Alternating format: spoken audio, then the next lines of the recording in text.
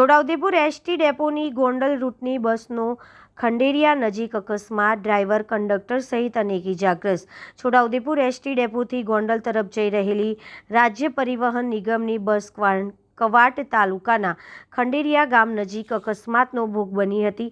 ST bus અને Eicher ગાડી વચ્ચે થયેલી અથડામણમાં બસના ડ્રાઈવર અને કંડક્ટરને ઈજા પહોંચતા તેમને 108 એમ્બ્યુલન્સ મારફતે નજીકની હોસ્પિટલમાં ખસેડવામાં આવ્યા હતા।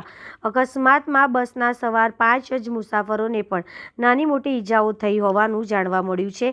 ઘટનાની જાણ થતાં જ સ્થાનિક પોલીસ તરત જ ઘટના સ્થળે પહોંચી હતી અને પરિસ્થિતિ સંભાળી માર્ગ પરના વાહન વ્યવહારને વ્યવસ્થિત કર્યો હતો।